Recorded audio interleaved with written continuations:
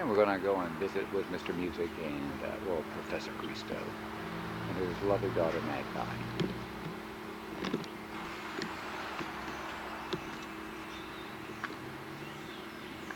Cristo area. You see, he's got it laid out pretty cool. Tools. Assorted little areas. Plants. Side of the Cristoria. House is still standing. There's the living quarters. Nice little area.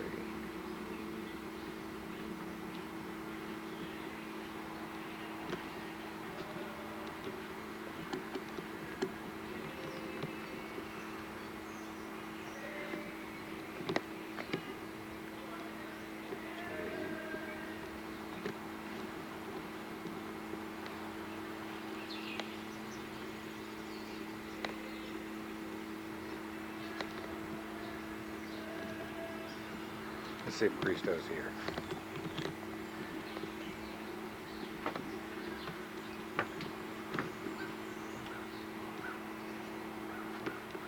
Hello? Hello. Is this the party? Well, Let's hold it down in here. Let's hold it down, guys. out, man. It's too much of a party. Yeah. You really know how to throw a party, you guys. Look at this. Yeah. I want to document this party. I said, Here it is. hey, there it is. Girls playing Scrabble. Let's say, this is a good straight edge party. Almost. Yeah. Well, Well, hello. I brought some cantaloupe and Cool. and peaches and stuff just to. Oh, there she is in all her. Hi. That was a party. At the headquarter. Yeah. Okay, this is the view out of the back porch. Beer. Up on down. And swing around to the professor. Oh, he darted out and darted back in again. He's quick. The cistern system here is pretty cool. As you can see, there's the garbage bucket. All the way up there, it just comes off the house. There he is. I want to go have a seat in the little Yeah, seating area. yeah, man.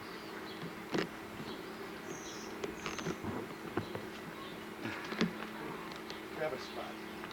Talk about the The draft. draft. I've always thought the draft was a very fascinating subject.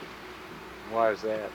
I haven't been drafted, and haven't known a lot of people that battled over the draft. And it's something so fraught with sexual politics too. Why sexual politics? Why? Because even today, men are required to register for the draft, and women aren't. So, like if you're a college student, if you're a man, unless you register for the draft, you can't get financial aid. You can't get a government job. You know, men are required to register for the draft, and women are not. It goes back to the Vietnam War when I was back and talking to the girls that were protesting the war, and I told them that they could end the war. I told them that they had the power to end the war, and all they had to do was get together and march down to the draft board and demand to be registered for the draft.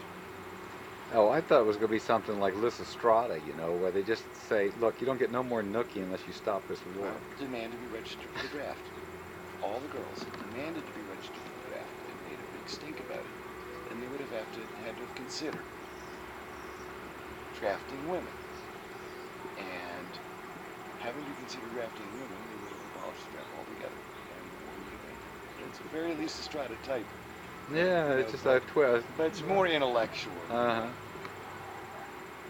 Yeah, well, you know, they still aren't able to be drafted, so it might be a viable topic in the future. Yes, it is still the way. And, you know, gee, there's a lot of civic issues that surround that. You know, maybe, well, my VMI solution was for VMI when faced with having to alter their rules, and were required to admit women. All they really needed to do was to simply adapt their guidelines to the Selective Service guidelines and say anyone who is registered for the Selective Service may go to VMI. And then that leaves it back up to the feds to decide who gets to go in to VMI and who doesn't. Because it's not VMI's rule that only men are draft eligible. That's federal government. And so you drop the whole ball back into the federal government's court of, okay, who is discriminating against women now?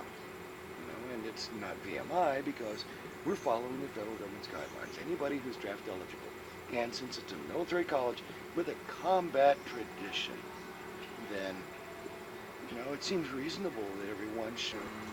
Hey, Dad, so it's, what kind of meat do you have? Do you have steak? Steak? Okay. Because Rose is a veggie and Hannah doesn't eat beef. So Well, I eat meat. it'll probably just be the three of us then Oh. Okay, on that. good. What's this one slabs? Yeah.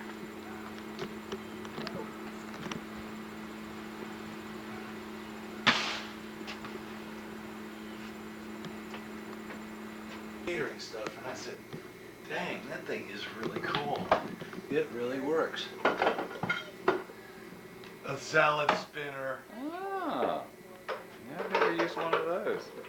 I never used one of those. That's just for cleaning the salad?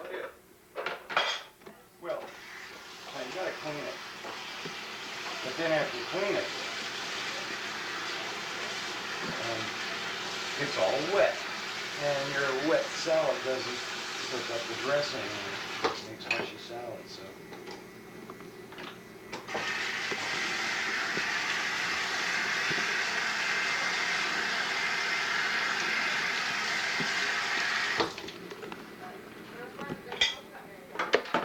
Salad, stick it in the salad spinner.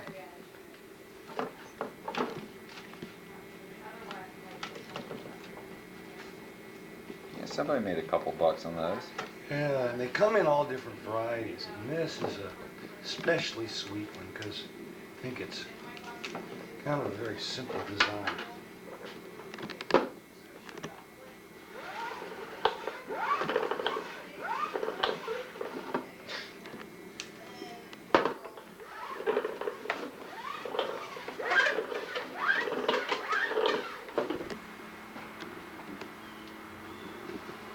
You just got to know what to rub on it.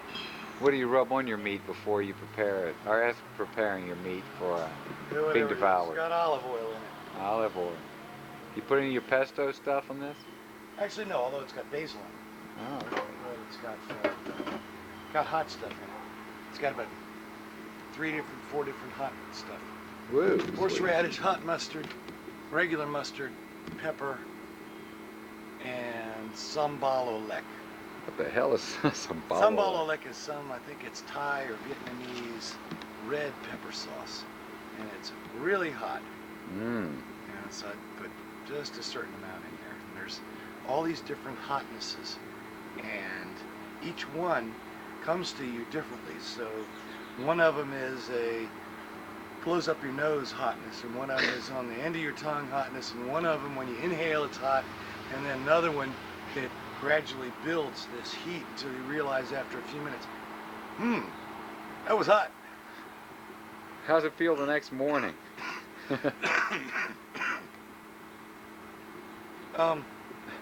No repercussions. Oh, good. Yeah, so, I don't like food that hurts.